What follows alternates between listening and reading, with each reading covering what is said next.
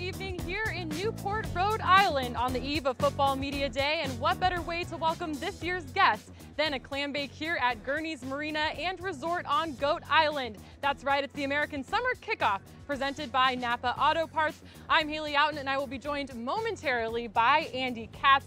But let's talk about what we have in store for you in the coming hour. We will be live leading up to the highly anticipated reveal of the clams and lobsters around 8 p.m. Eastern, which will be a beautiful sight as the sun sets here right behind us. You won't want to miss it. We'll also be joined by the executive chef here at Gurney's, Jim Culler, and he's going to give us the lowdown on what went into preparing tonight's meal.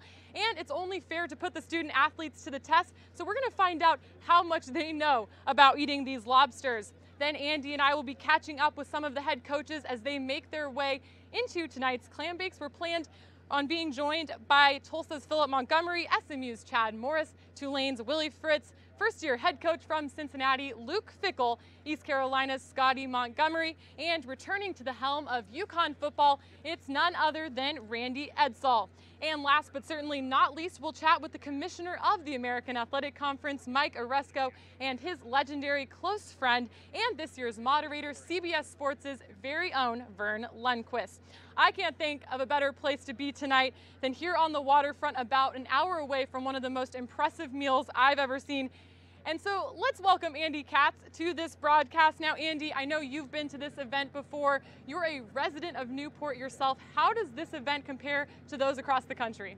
Well, I'll tell you, Haley, this is a hidden gem, not just on the East Coast, but certainly in the United States. If you've not been to Newport, Rhode Island, I don't need to shill for the tourism industry. All you have to do is come here and see what a beautiful surroundings that we have for this media day over the next 2 days for the American Athletic Conference here on Goat Island. That's the island that we're on, attached to Newport, Rhode Island. Look, I've been to plenty of Power 5, now Power 6 media days in both football and men's basketball over the last 2+ decades.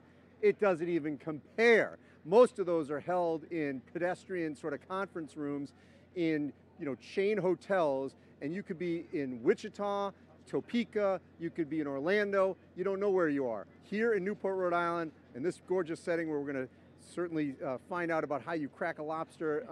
In addition to talking to all these head coaches, you're going to see one of the most scenic settings for any kind of media day in any sport. So enjoy over the next hour and tomorrow as well here in Newport. Well, you hit the nail on the head, Andy. This is a first-class event, just a great sight here in Newport as we get ready for the clam bake. And the great part is it's just the start to this year's Football Media Day coverage. You can also join us live tomorrow from 8:30 a.m. to 1 p.m. Eastern. We have a ton of great interviews lined up, and we're going to dive deeper into what fans can expect from all 12 teams across the conference. We're going to kick it to a short break, and when we come back, Andy Katz will be joined by the executive chef here, as well as some of our student athletes, and we're going to talk all lobster. Stay with us.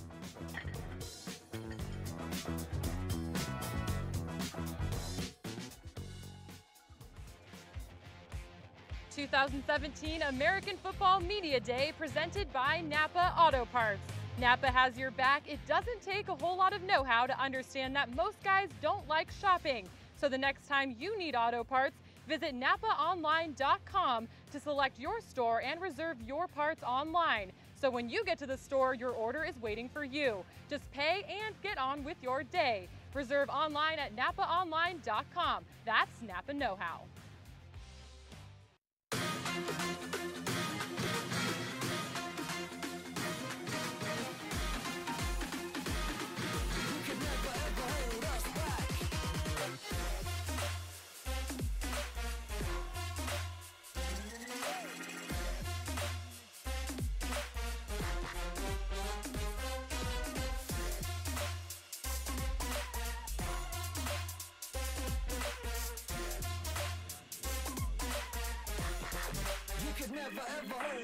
Oh, that ball is hit deep, left field, way back. That ball is gone. Double play ball potentially. Schreitenthal's over to first. In time, double play, and that ends the game.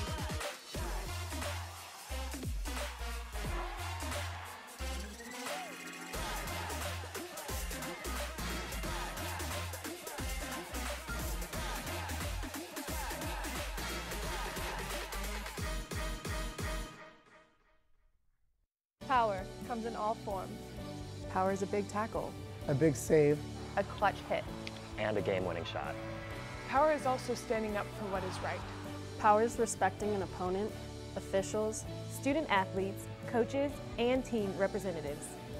Power is not tolerating racial or ethnic comments, profanities, or other improper actions while at the game. Be American. Power. Power. Power. Power for life. It's the 2017 American Summer Kickoff presented by Napa Auto Parts. Thanks for joining us here live at Gurney's Resort.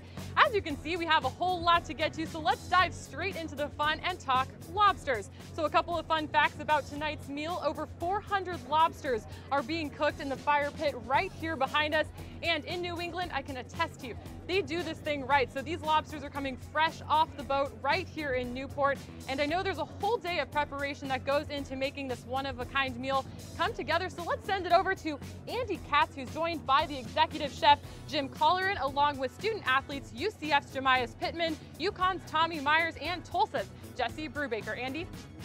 All right, thank you, Haley. And I can tell you, as a sort of a novice sailor, I know that you've got the lobster traps on those buoys that are all over in the Newport Harbor. You got to make sure you steer clear of them because these lobsters are all over the place. You don't have to go to Maine. You just come right here to Newport, Rhode Island. So we want to see, I got big guys on my left and the right, how they handle not just, eating one of these, but how to crack it. So, Chef, I want you first to show me how you would do it behind the scenes in a restaurant, and then for the rest of us, we're going to see how they handle actually opening this. Okay, it's pretty much the same thing. I'll use a knife. You guys use lobster crackers, but what I'll do first, I'll crack the claws, the knuckles, which is some of the best meat, and the tail meat. All right, so why don't you go ahead and we're going to watch here. Jesse, first of all, you're from Texas. How often have you ever eaten lobster? Not too often, but we eat crawfish. It's pretty close. Same. All right, so as you're trying to find all the quality meat, and this is what you're doing behind the scenes, you got the sharp knife right there. Where is the best meat within the lobster? I like the tail and also the knuckles right here are the best parts of the lobster, myself personally.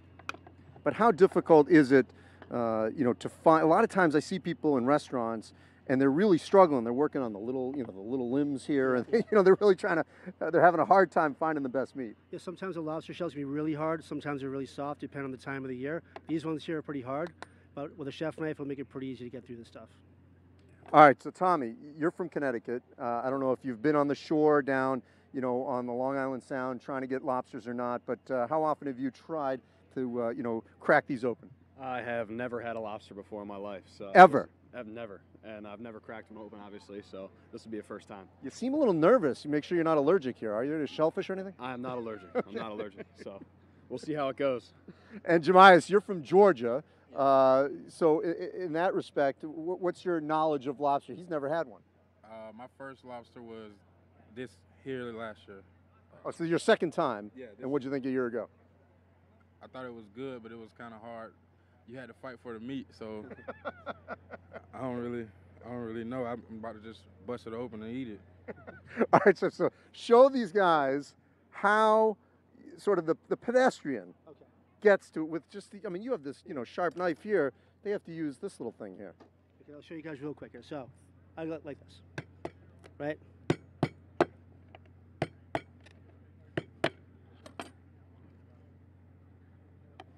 Got your claw meat, some of your knuckle meat right here, which obviously it's a little easier with a chef knife. Yeah, but a little more jaunty. You're using the knife. Yeah. Can you at least just do an example with? I'll show you one right now. Okay. Okay. So, professional, home person. And I'm gonna do the same thing, but instead of the knife, I'm just gonna use the crackers right here, right? Right.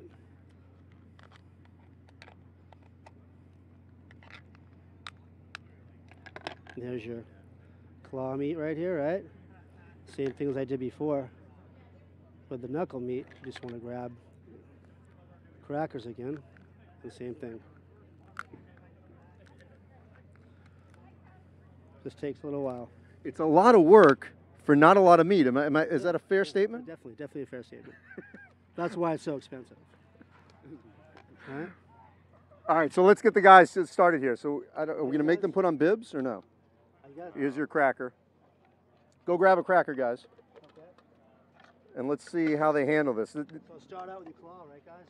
Pull that thing right off, and then take this guy out, just like that, and then go ahead and just start cracking it with your crackers right there, right?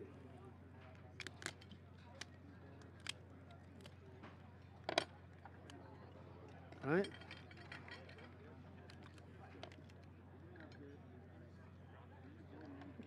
There we go.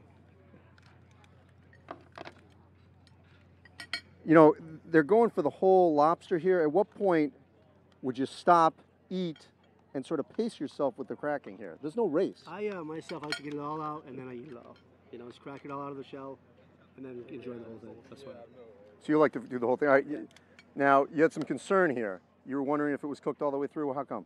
I don't know. It just looked like it wasn't. I don't know.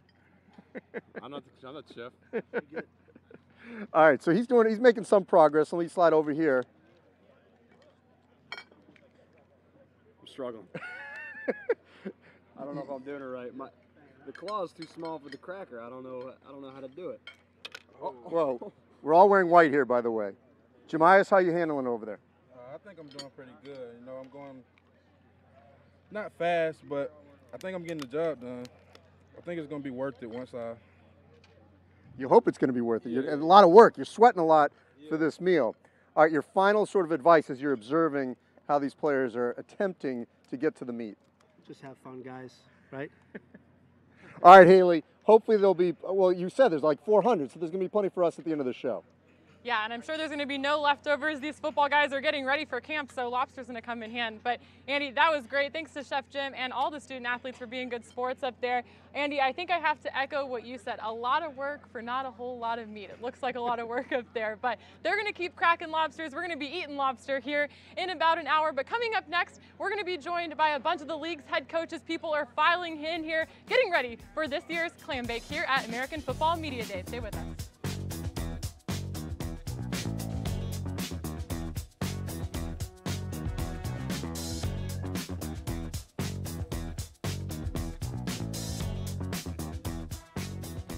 Shaking hands at the end of the game, win or lose. Competing at the best ability, but also at the end of it saying, great race and great job and can't wait to see you in finals.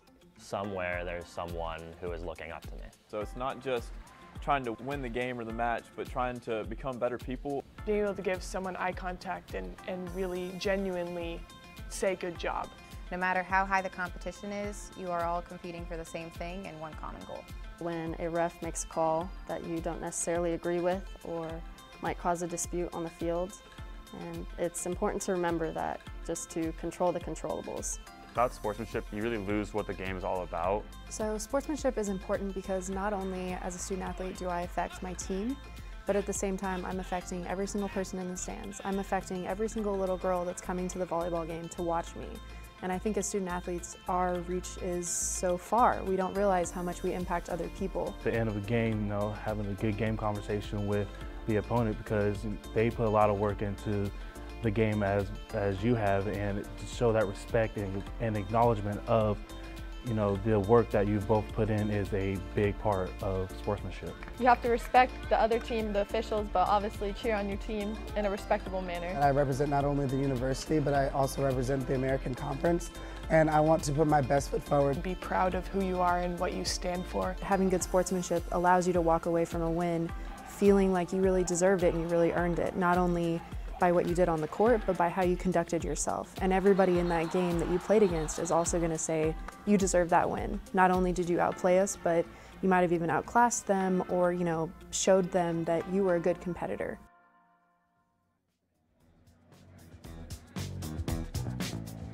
Welcome back to the 2017 American Summer Kickoff presented by Napa Auto Parts. Students, coaches, athletic directors, members of the media are filing in here to the Clambake at Gurney's Resort. And I'm now going to send it over to Andy Katz, who is joined by Cincinnati head coach Luke Fickell. Andy?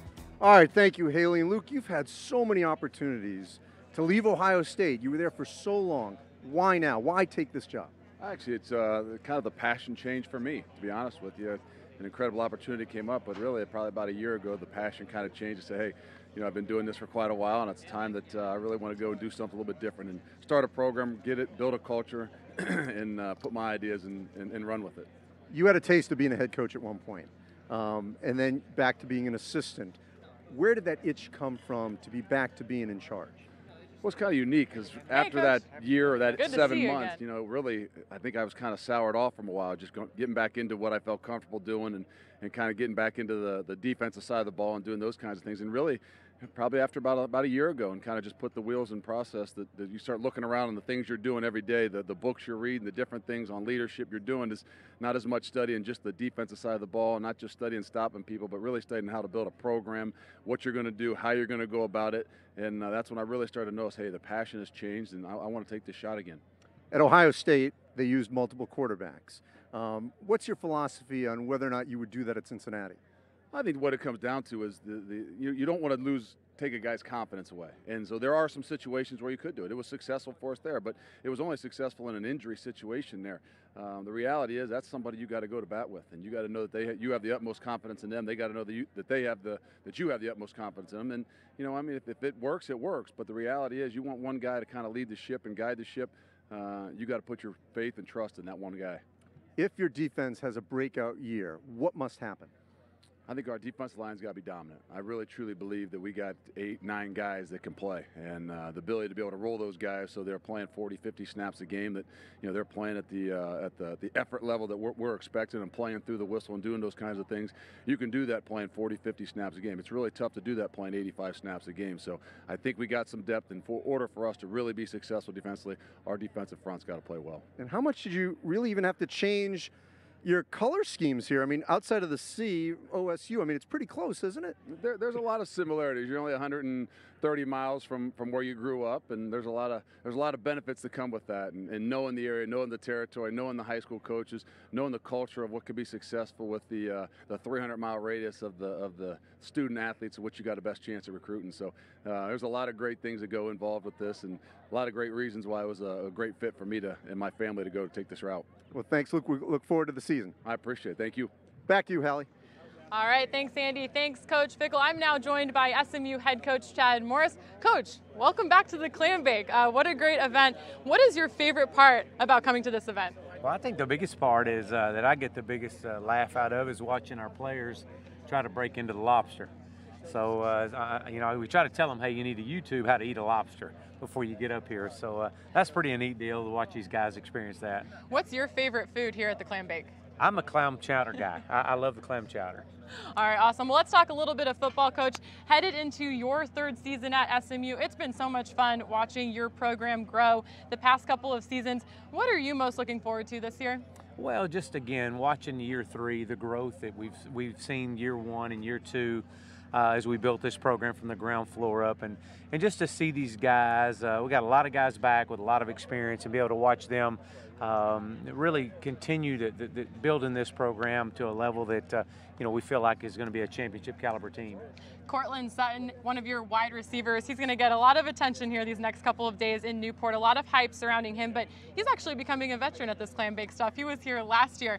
Do you recall having any memories of him eating lobster? Well, yeah, I had to put his bib on him. I did, or Paula had to put the bib on him. So, what a great young man, a guy that's going to get his degree 3.5 years from SMU. So it's exciting to see a guy like that choose to come back. He could have went pro and went to the league, but he chose to come back, and we're excited about him and what he has to bring to our team. He's obviously a leader on your team, but what is so unique about his skill set? Well, just his ability to contort his body in so many different directions to catch a ball. I mean, it's and then when he gets the ball, he's violent when he runs with the ball as well. I had a chance to talk to you about this a little bit earlier, but you guys get to play your first 6 games in your home state of Texas. How great is that, and how do you think that will impact you as the season goes on? Well, with us recruiting heavy the state of Texas, we've signed all Texas high school product kids each of the last 3 years on signing day. That's a big thing for us. We don't leave the state till late October. Our footprint is the state of Texas, and our heel mark is predominantly the Dallas-Fort Worth area and into the Houston area. So it's really unique. When I saw the schedule come out, I thought that was really great and really worked in our favor. You've doubled your win total the past 2 seasons. So heading into this year, is this the team, 5-win team from last year, is this the team that's going to get you to a bowl? Well, you know, my wife said if you could double and +1 like we did last year, if we double and +1, it puts us at 11. So, you know, I don't know about that, but what I do know is that this is going to be a much improved football team. We're excited about that. Now, what December looks like, I don't know at this point, but I do know that that this will be a very competitive football team that has a roster that's stacked with talent both offensively and defensively with guys that have played a lot of football. So we're excited about this and excited about where this season is going to bring us. Well, thanks a lot, Coach. We appreciate your time. We certainly look forward to seeing what you all accomplish this year. Now go enjoy yourself at the Clambake, take in the scenery. Thanks a lot, Coach. Well, thank you very much. All right, I'm going to send it back over to Andy Katz, who's joined by East Carolina head coach Scotty Montgomery. All right, thank you, Haley. As everyone knows or didn't know, Haley, an alumnus of East Carolina, playing soccer there, so gets a shout out from Coach Montgomery. 2 seasons in a row, though, this team has not been in the postseason and it's been sort of a regular for East Carolina football. How do you get back to defining what it is to be a Pirate football program? I think the first thing that we had to do and that we tried to, approach as quickly as we could is creating depth on both sides of football, offensively and defensively. We thought we had enough talent last year to come out and play hard those first few games and continue it. But what we found with a little bit of injuries and other things that happened, we had to create depth. Not just young depth on the team, but we also had to get some guys that would come in at 22, 23, 24 years old to help this football club. They have some depth at quarterback. How would you assess your quarterback battle heading into preseason practice? Well, I'm excited about it. We haven't been this excited in a long time at the quarterback position since we've been there in a year now. And we're really looking forward to it. We haven't seen them because it's this time of the year, of course, they're spending more time with the strength and conditioning team than with us. But when August 3rd comes around, we're going to let them compete. Right now, Gardner's our starter. We're going to let them compete, give them a lot of time, both on the ones and with the twos, and just see who gels with this football team. We feel really, really good about that position, though. If we're talking in late November, and this is a successful season, 500 or above, what has to have had happen? We got to take care of the football on offense. The number one thing that disappointed me last year is the way that we didn't take care of the football game. We outgained several opponents and lost football games, and it came simply down to taking care of the football. Flip side of that is we got to be able to generate a pass rush. We did some things and tweaked our defense, brought in Robert Prunty as our defensive line coach to create some pass rush lanes that we want to see here quickly. So we've got to increase our pass rush ability. Now, you've got a great schedule. You told me you had nothing to do with it, but you've got James Madison, obviously those that follow football. They've been a national champ. You've got a game at West Virginia. You're playing Virginia Tech and BYU. How much, though, do programs in this conference maybe need to mimic that to get noticed nationally and maybe get higher up into the rankings? Well, this is exactly what we need for right now. There's no question about it. Our guys are focused on JMU to open, but it's also going to give us the ability to play 3 other big-time opponents as well to make sure that people understand how important it is to be a part of this conference. And the Power Six, as we like to call it, and what it truly is a very, very tough conference to come in, and we're preparing ourselves for the later time, September, October, November, against these good football teams that we have here this evening. Appreciate it, Coach Montgomery. Thank you. Go Pirates. All right, Haley, from one Pirate to another. Back to you. Thanks, Andy, and appreciate the shout-out, Coach Montgomery. I'm now joined by Tulane head coach Willie Fritz. And, Coach, I just caught you sneaking some clam chowder before you hopped here on the set. Now, is that what you look forward to most of this Clambake? I love clam chowder. And we've got a lot of great food in New Orleans, but that's not one of the main items there. So I snuck a little in. Now, having lived in New Orleans now 1 full year, this is the place you call home. What is your favorite food in New Orleans? Oh, there's just so many great places to eat there, but there's a certain place that I get alligator cheesecake, which is just outstanding. So that's probably one you've never heard before, right? I have never heard of alligator cheesecake. Can you even describe what that is like? Well, it's got some alligator, and obviously it's not cheesecake, but a lot of cheese. So this isn't a dessert? No, it's a casserole as well, but boy, it's delicious. How many times a week are you eating this? Oh, I might go once every couple of weeks. Once every something couple like that. weeks. The thing about New Orleans, there's so many great restaurants. I try to go to as many different ones as I can. Yeah, it's almost like you can eat your way through that city. Yes, Everywhere, you can. every block you turn, Yes. there's something new and something people are raving about. I've learned the geography by restaurants, not by streets. All right, well, outside of the food, New Orleans has a pretty neat and unique culture. What is your favorite part about the city as a whole? You know, I talked about this earlier during recruiting. We did a second line through the middle of town down in the French Quarter, and I'd never been a part of one. I'd seen a few. We started with about 80 people, and by the time we went 8-9 blocks, we had 500-600 people, and we had a party going on. So that's one of the neat things about New Orleans. So now heading into your second coach at Tulane, let's talk a little bit of football. You made some progress last year, got your feet on the ground, started establishing your culture. What would you say is the biggest stride your team made in year one? Oh, I just think learning everything, how I approach the game, offensively, defensively, kicking game, how I approach the off-season program, how I want to do things academically, all those different philosophies that, you know, are hard to instill in a short period of time. And now it's really been smooth sailing here the last few months. The kids they know my expectations, and they know how we want to do things.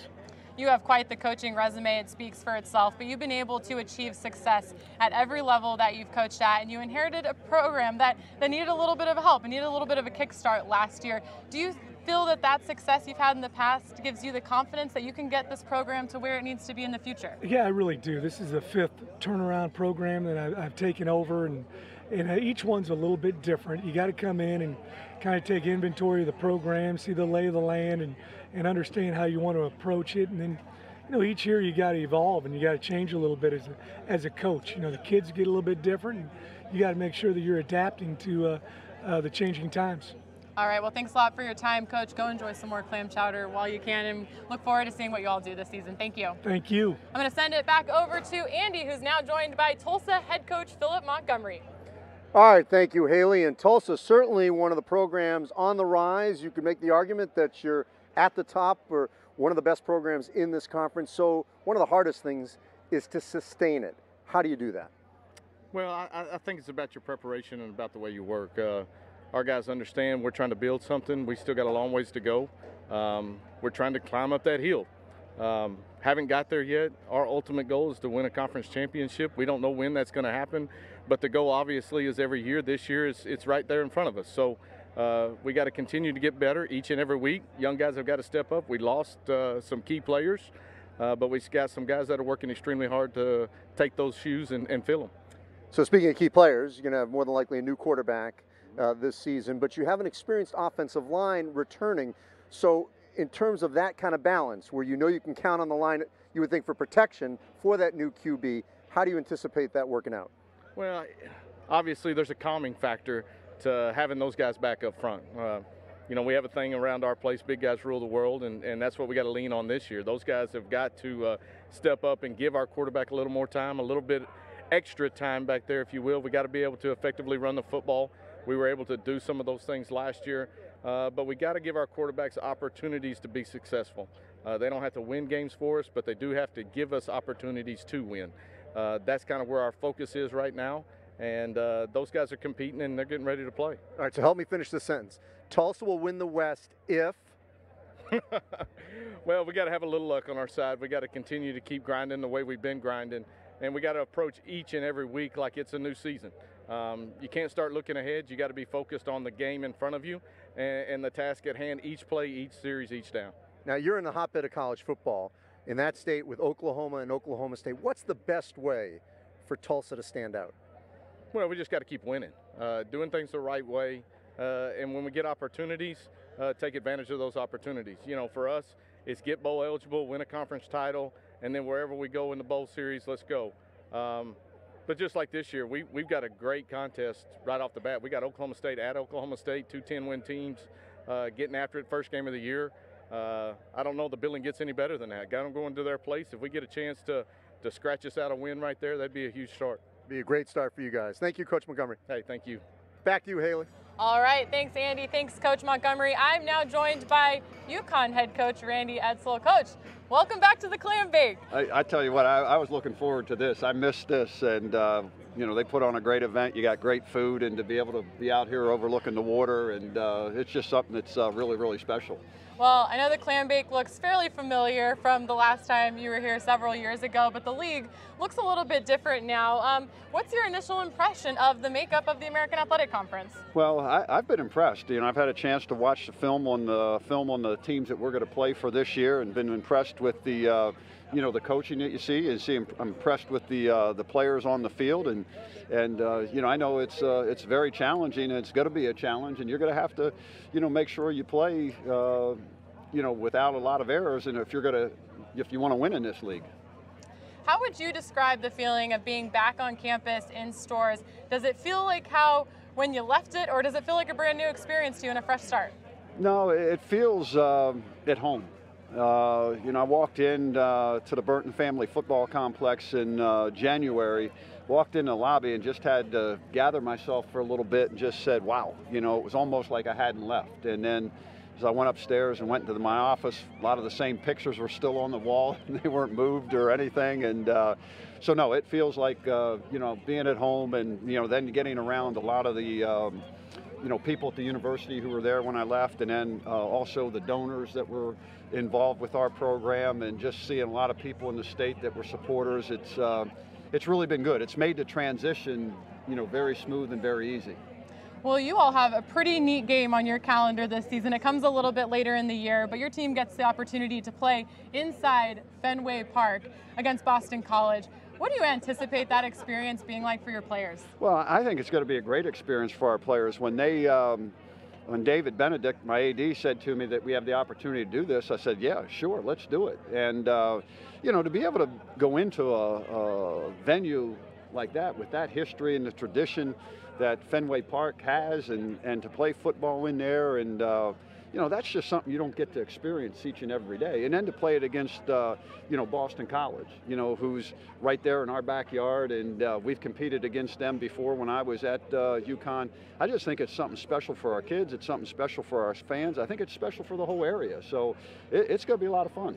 Yeah, that's certainly going to be a once-in-a-lifetime experience, I think it's safe to say. But before I let you go here, I know I just told you this, but I have to ask you about your player, Tommy Myers, who just joined us up here on this Lobster segment with Andy Katz. He's from New England. His parents both went to UConn, and this kid has never eaten a lobster in his whole life? That is hard for me to believe. I'm going to have to get on him, and then I'm going to have to get on his mom and dad, because I can't believe that. But, that's one of the things that's really neat about coming here to the Clambake and watching these student athletes from all the different schools who have never had a lobster to try to crack the lobster and open it up and eat it, but then the amazing thing is watching some of them eat 8 or 9 of them. That's the thing. It's can't do that anymore, that's for sure. Well, go enjoy yourself some lobster tonight. Thanks again for your time, and best of luck to you this season, Coach. Right. Welcome back. Appreciate it very much. Thank you. All right, thanks a lot. Well, stick with us. American Summer Kickoff rolls on here in Newport. We have a whole lot coming up for you right up next.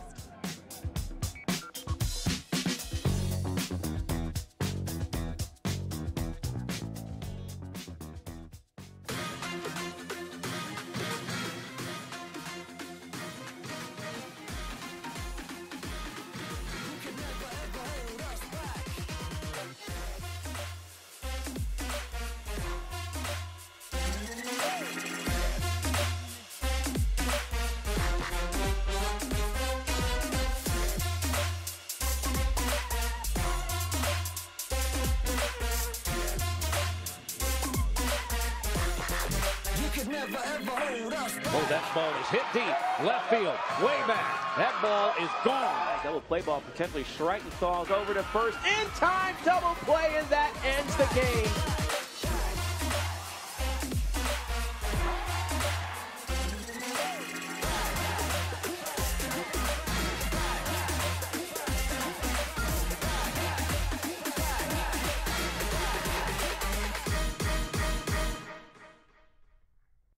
Power comes in all forms. Power is a big tackle.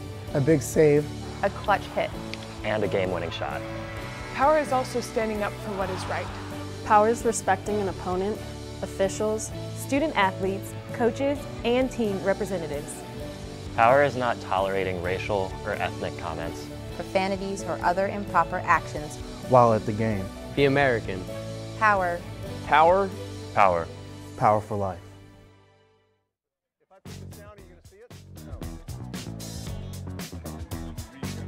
Welcome back to the American Summer Kickoff presented by Napa Auto Parts. Thanks for joining us here live at the Clambake. I'm Haley Outen alongside Andy Katz, and we're now joined here by the National College Football writer for the Associated Press, Ralph Russo. Ralph, thanks so much for joining us. Now, You cover this league. We have 5 new head coaches joining us this year. Right off the bat, who are you excited to see what they can accomplish in year 1?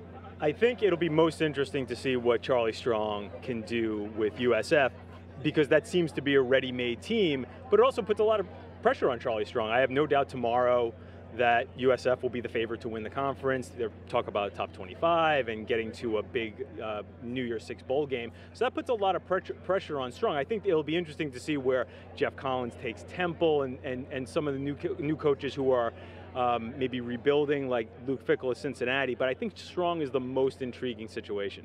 Now, first of all, Ralph, I know you're from the New York area. A bit of a rookie mistake to wear the jacket. I mean, we're in Newport, short sleeves, it's hot. I'm trying to dress up a little bit. I'm trying to present myself a little better here. But yes, clearly I'm coming from the non-coastal part of New York City. All right, so Power 6, we got it right here on the helmet. Sure. What does this league need to do to establish itself on a regular basis as part of this P6?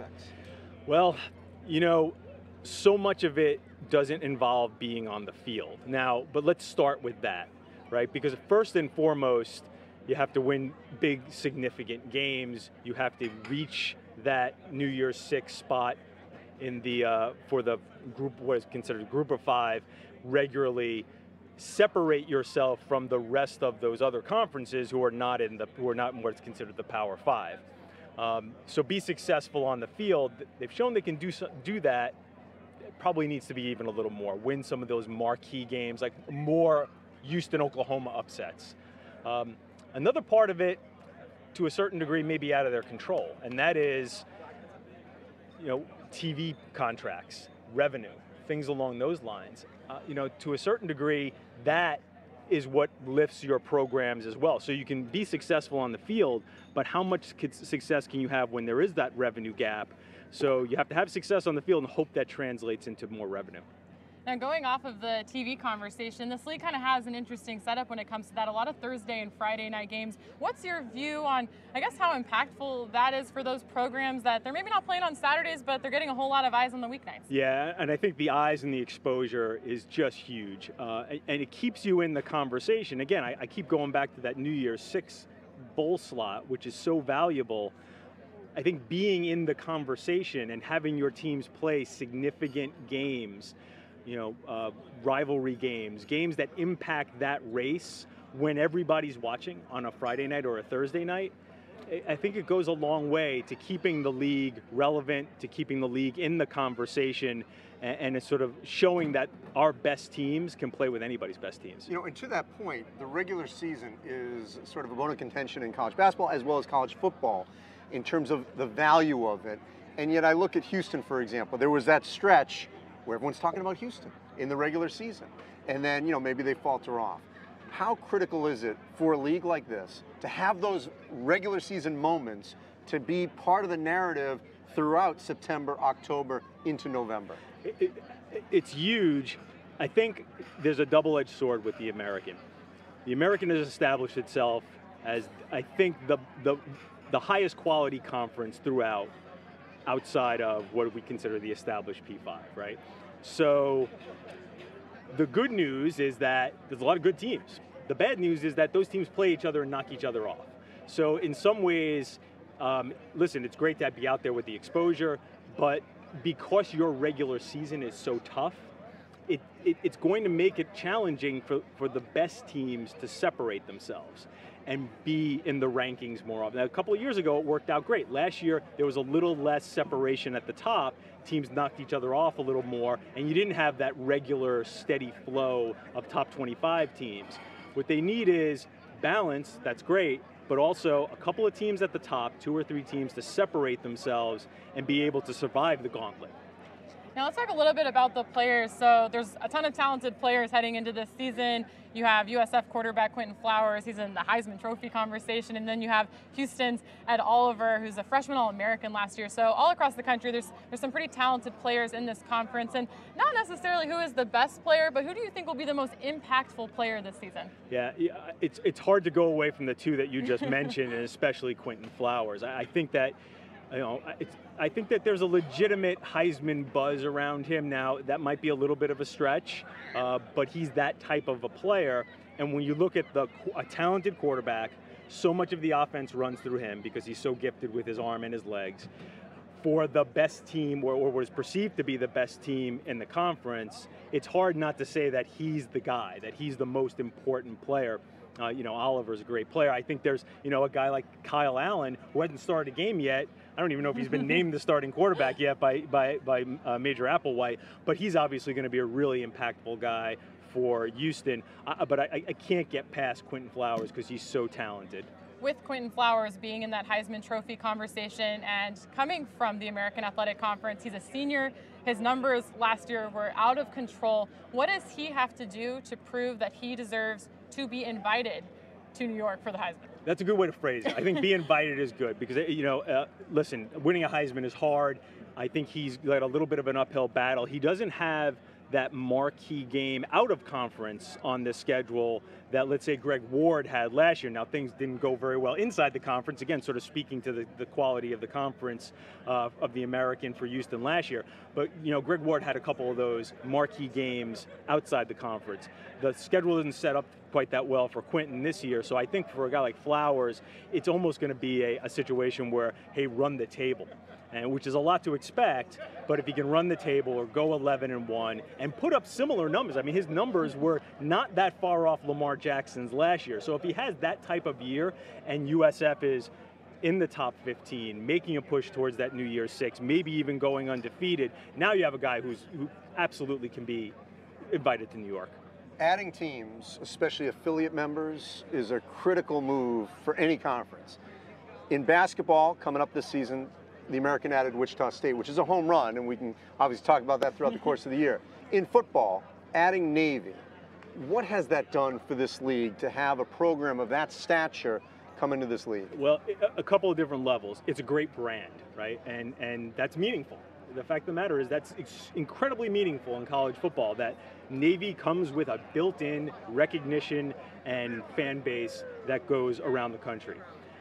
To some extent around the world. Really around the world, absolutely. I think the other thing that Navy has brought, and it sounds obvious, but the high quality of football, they were playing well and had established themselves as being a team that could play with the best in the country before they got into the American. The question was, could they keep it up once they got into the American? And the fact that they have actually had two of the best seasons they've had in years since they've been in the conference has done wonders. I think it would have been a real letdown for Navy and the American if they had come in and even played at sort of a mediocre level, because then you start to wonder, well, what are they really adding to the conference other than name value? For them to come in and to be an immediate contender with all the national recognition that they get has been a real good boost for the conference. Ralph, I know your pick to win the East is USF, but before I let you go here, I have to put you on the spot. Who's your pick to win the West?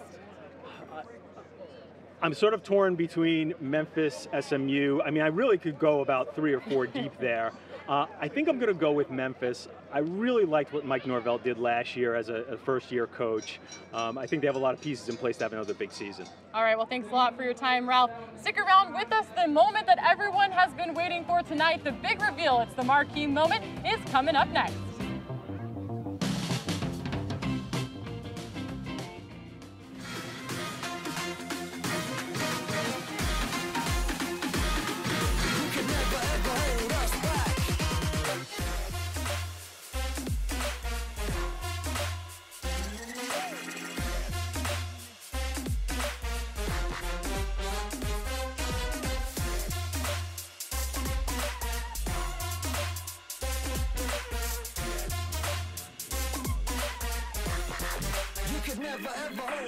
Oh, that ball is hit deep, left field, way back. That ball is gone. Double play ball potentially Schreitenthal's over to first. In time, double play, and that ends the game.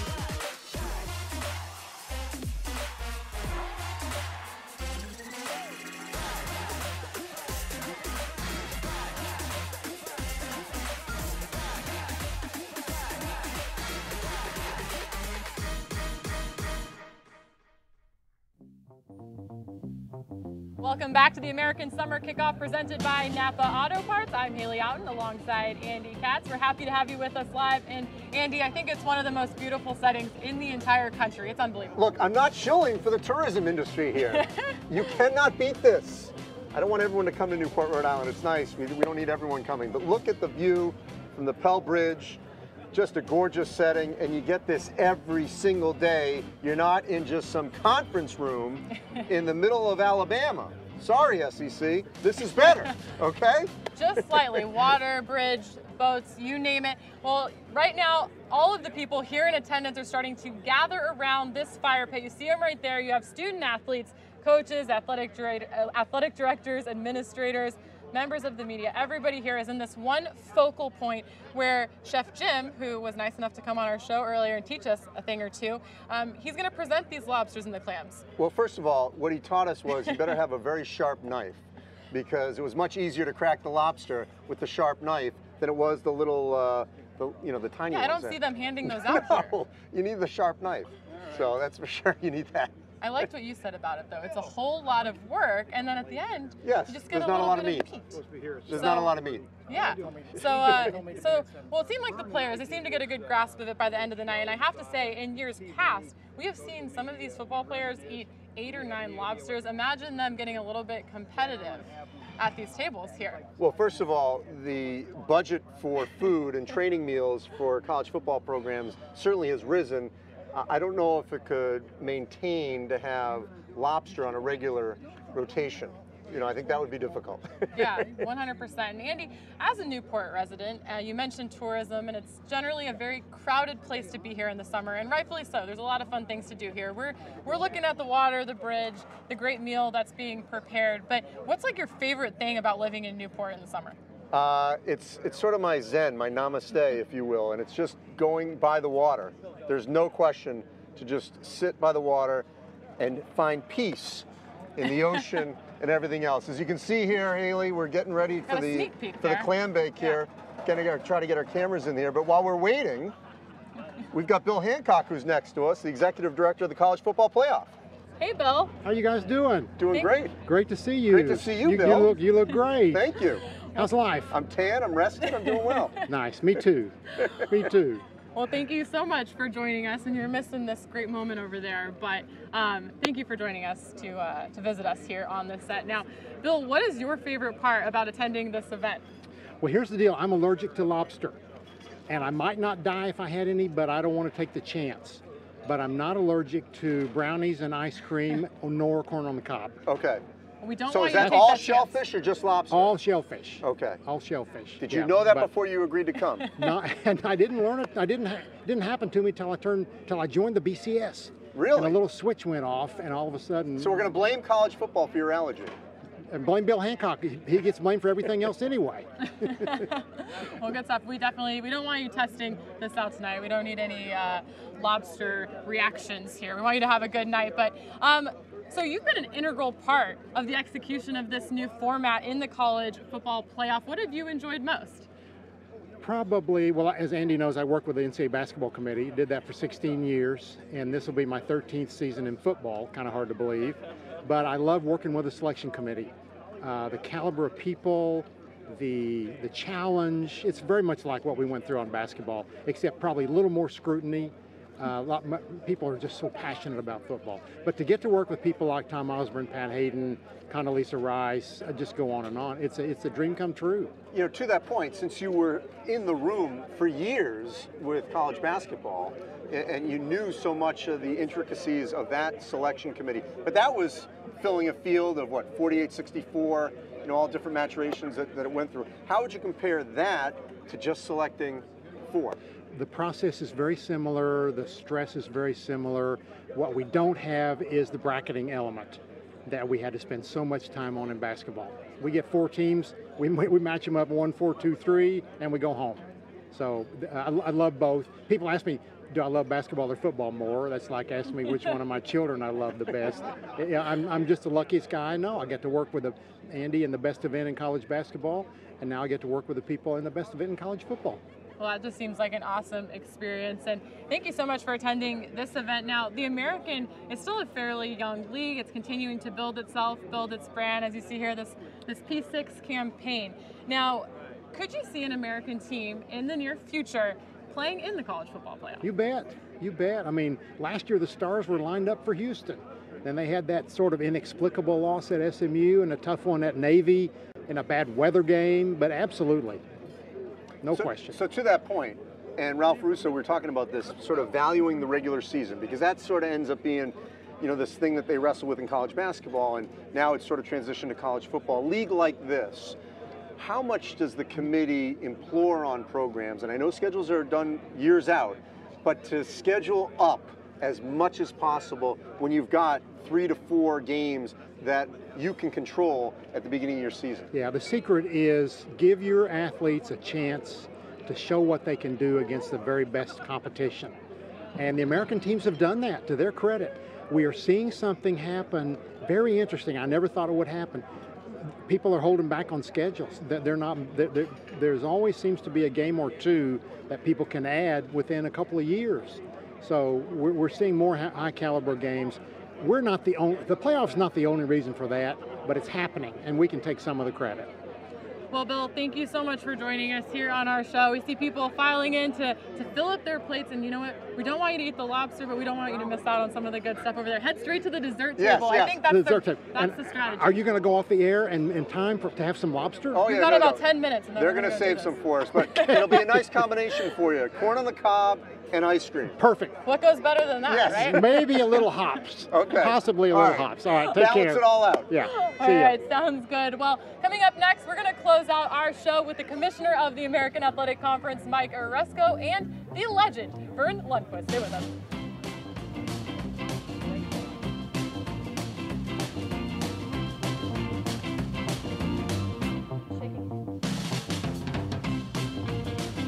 Also at the end of it saying, great race and great job, and can't wait to see you in finals.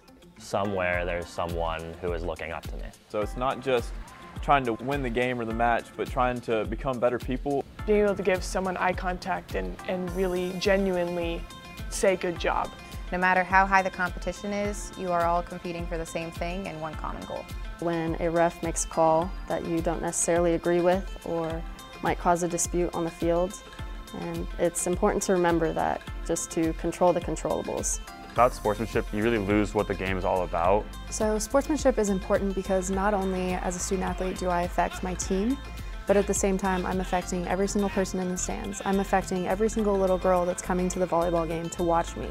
And I think as student athletes, our reach is so far. We don't realize how much we impact other people. At the end of a game, you know, having a good game conversation with the opponent, because they put a lot of work into the game as you have, and to show that respect and acknowledgement of, you know, the work that you've both put in is a big part of sportsmanship. You have to respect the other team, the officials, but obviously cheer on your team in a respectable manner. And I represent not only the university, but I also represent the American Conference, and I want to put my best foot forward. Be proud of who you are and what you stand for. Having good sportsmanship allows you to walk away from a win feeling like you really deserved it and you really earned it, not only by what you did on the court, but by how you conducted yourself. And everybody in that game that you played against is also going to say, you deserve that win. Not only did you outplay us, but you might have even outclassed them, or, you know, showed them that you were a good competitor.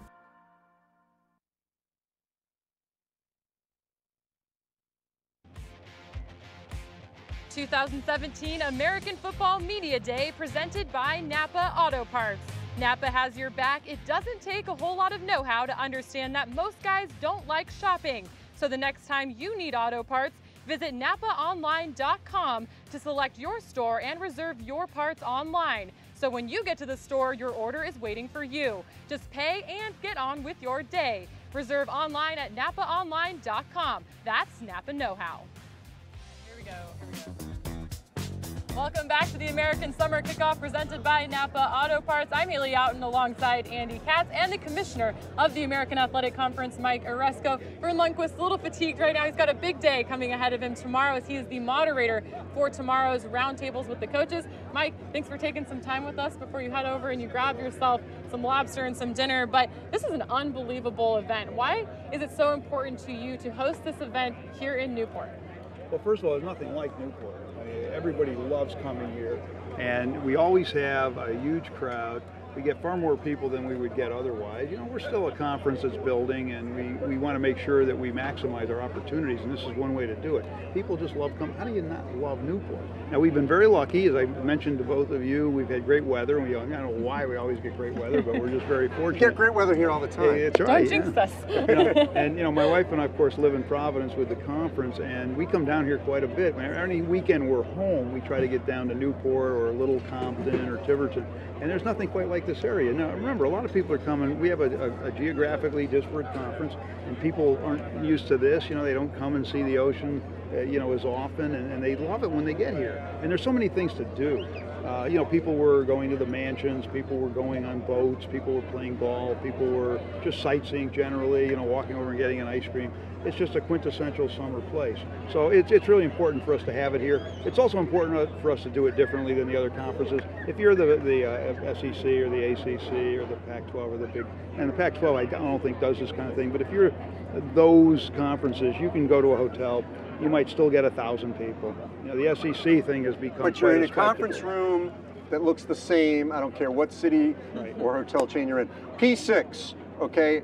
I'm sure the Mount West Conference right now is saying to itself, why didn't we think of this?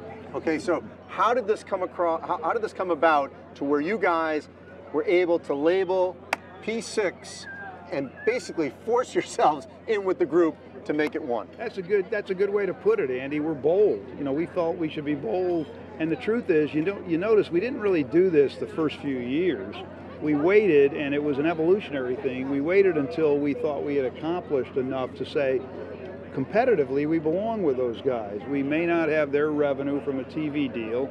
You know, we may not have some of the pedigree they have with the flagship state universities that they all typically have.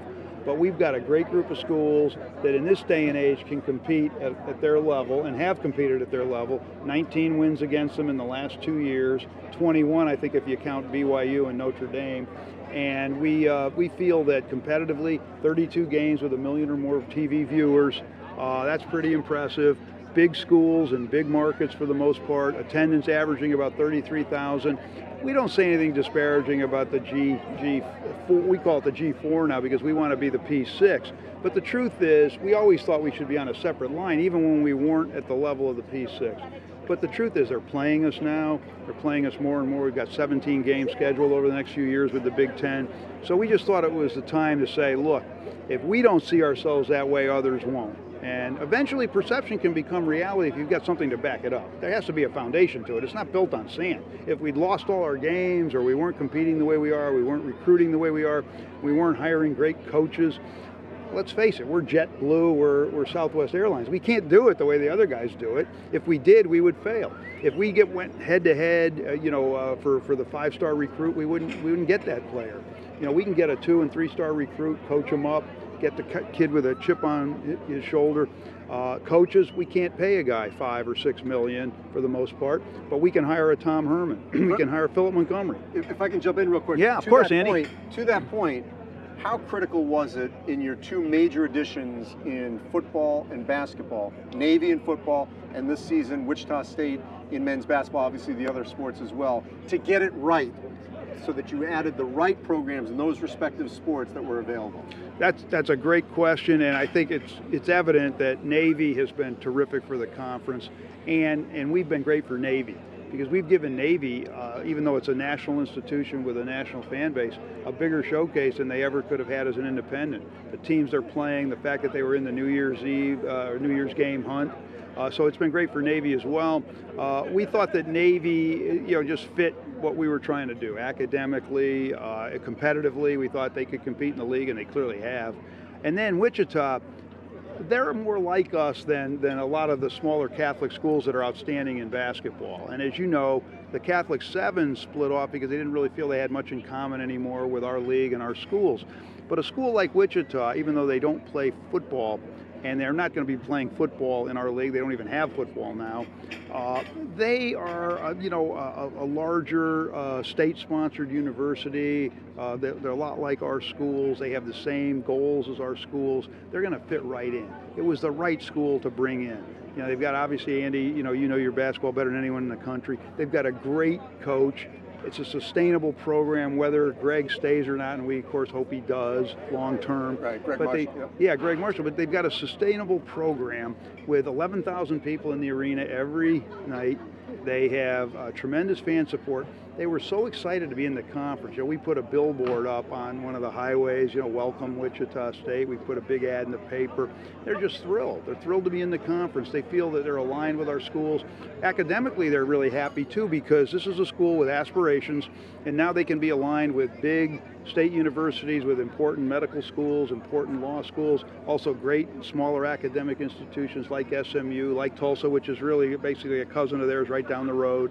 And then, of course, Tulane and the Naval Academy, even though they don't play football and Navy doesn't play basketball, we all get along. Darren Boatwright's in all our meetings, and they participate just like everybody else. So they're two great schools. We love the people. Chet Gladchuk is our kind of a dean of our ADs. He's got more experience than almost anybody else.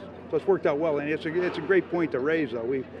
Those are two that it rounds out our 12, and it gives us the ability. We're not looking to expand, and there are no plans to, and we're not thinking about it right now. But down the road, it gives you the ability to do it if you need to do it, and you never know what's going to happen in this crazy world of college athletics. Well, certainly some great additions, and I think we're all looking forward to seeing what this league can accomplish in the upcoming season.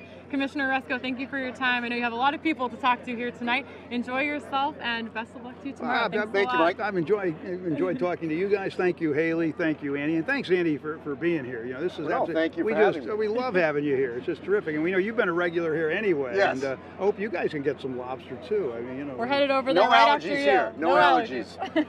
All right, thanks a lot, guys. Commissioner Resko.